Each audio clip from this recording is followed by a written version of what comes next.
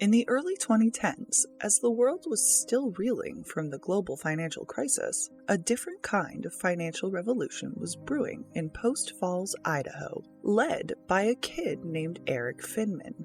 Erik despised the concept of school, finding it confusing and an absolute waste of time. This built-up hatred towards school led Erik to take on a bold bet. A bet that would not only shape his future, but also lead him down a bumpy path to making $2.1 million before his 18th birthday. Erik was just your average kid, definitely no smarter than you, but one informed decision he made helped him outsmart the entire crypto market. What was the bet? How did an ordinary kid beat the odds? And how can you do the same? This is his story, and it may just change your life. But first, I need to give you a bit of a story. Before we start, if you haven't subscribed to the channel, make sure you subscribe now. Chapter 1. Finman's Introduction to Bitcoin. Bitcoin came onto the scene in 2009. It was digital, decentralized, and promised a new way of handling money, directly between people, without the banks getting in the way. The idea came at the perfect time, as it was just after the 2008 financial crisis, when trust in traditional banks was at an all-time low. Bitcoin wasn't like anything we'd seen before. No paper, no coins, just digital cash that you could send to someone as easily as an email.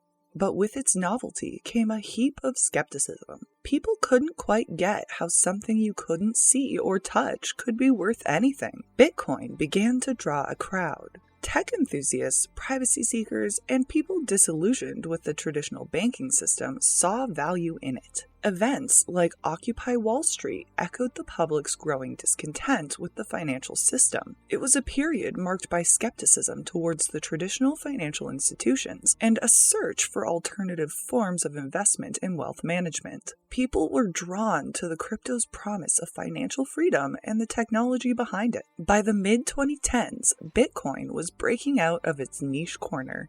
It started grabbing headlines, getting attention from investors who'd previously shrugged it off. It was becoming clear that Bitcoin was more than just a fad. It was a glimpse into a possible future of money.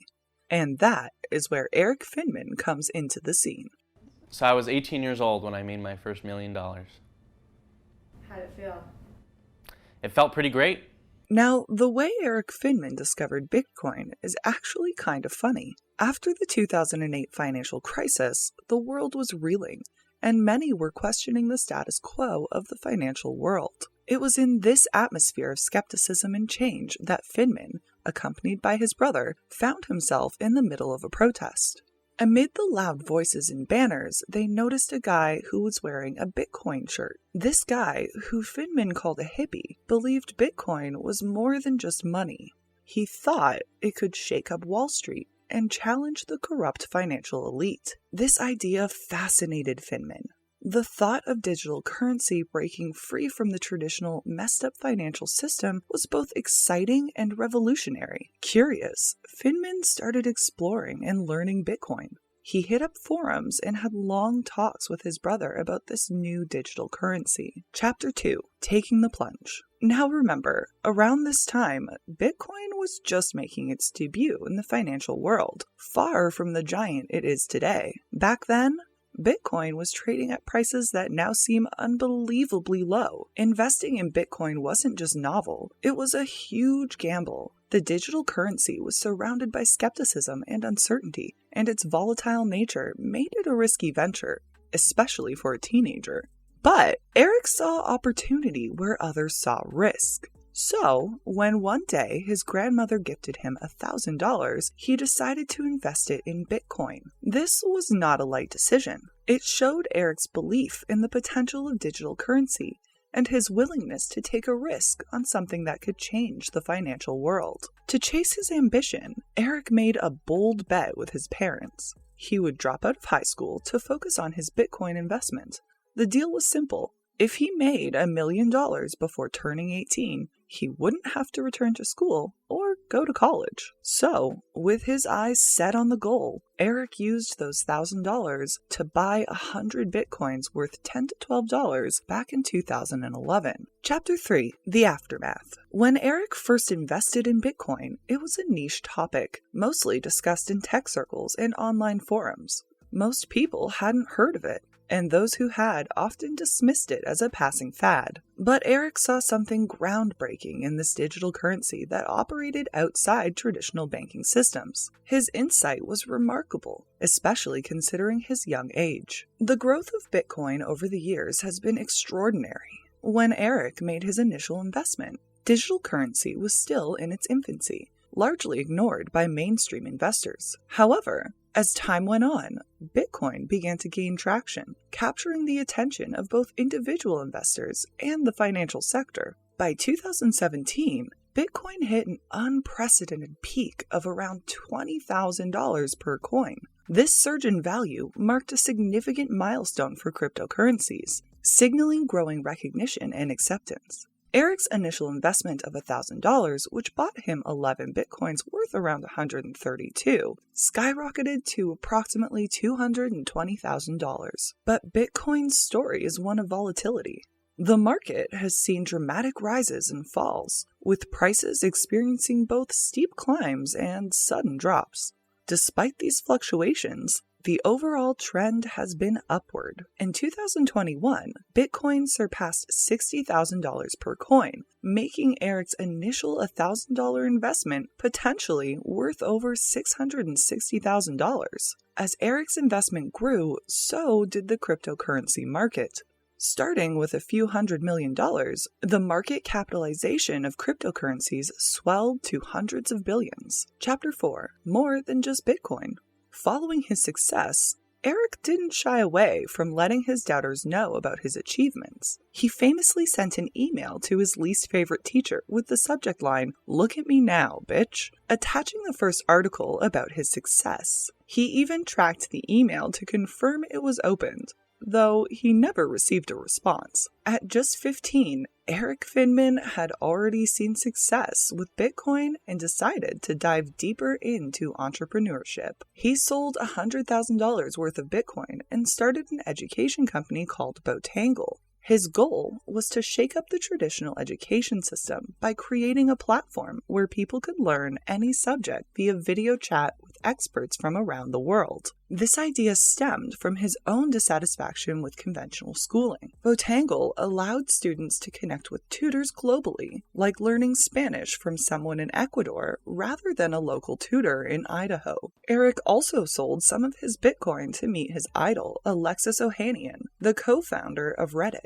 He spent $8,500 to enter and win a raffle, giving him a chance to gain insights and inspiration from Ohanian. 2 years after founding Botangle, Erik sold the company for 300 bitcoins at the age of 17, fulfilling his deal with his parents and becoming one of the earliest crypto millionaires. He also got involved with NASA's ELANA project and made significant investments in other cryptocurrencies like Litecoin and Ethereum.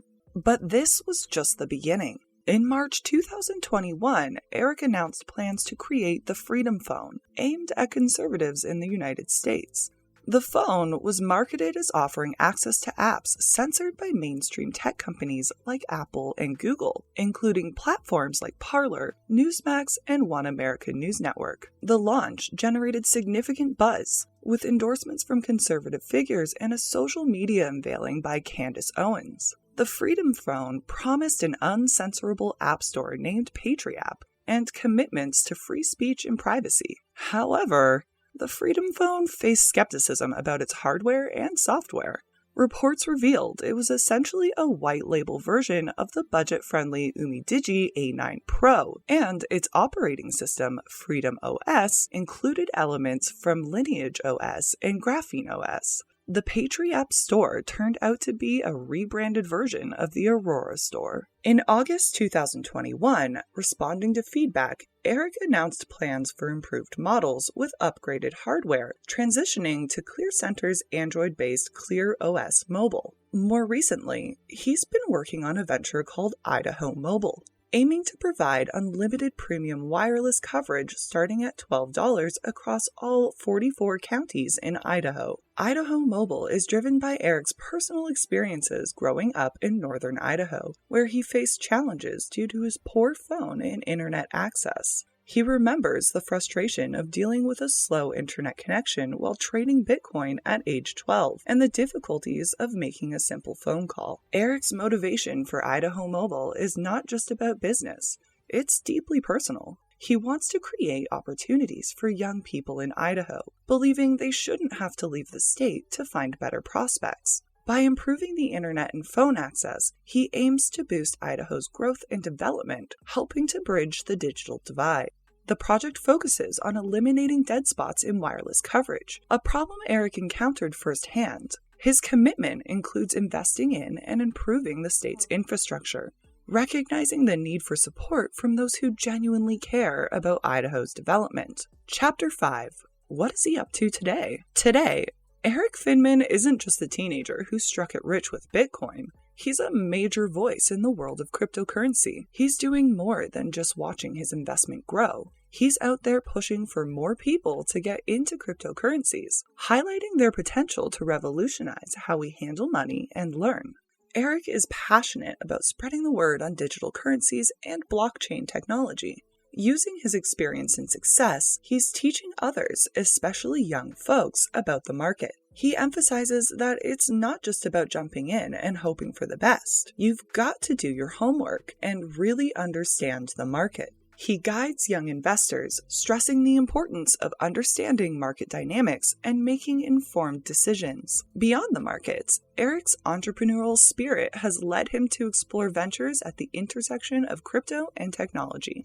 He believes in technology's potential to drive societal progress. Erik's vision for cryptocurrency's future is bold and inclusive. He imagines a world where cryptocurrencies are central to a decentralized and democratic financial system.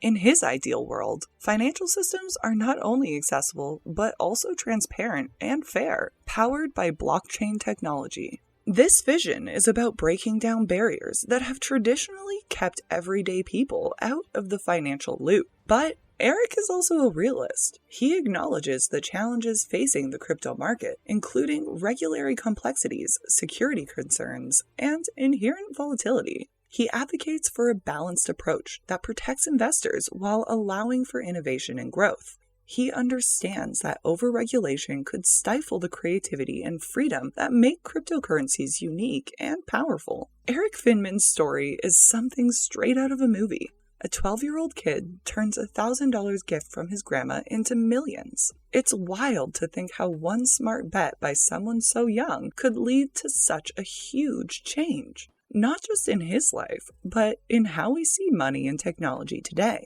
This story shows that age, background, or even the amount of money you start with doesn't dictate what you can achieve.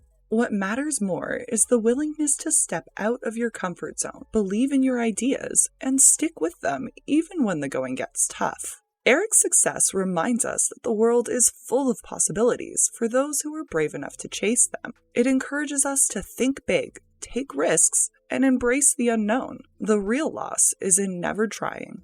His story proves that with a bit of courage and a lot of determination, anyone can turn their dreams into a reality. Now, let's turn this inspiration into a conversation. What's your Bitcoin? That one big, bold dream you've been hesitant to chase. Have you ever taken a risk that felt as daunting as investing in Bitcoin in its infancy? How did it turn out? Share your stories of courage and determination in the comments below. If you found something valuable, don't forget to like the video, subscribe to the channel, and press the bell icon. Your support is most valuable to us. See you in the next video.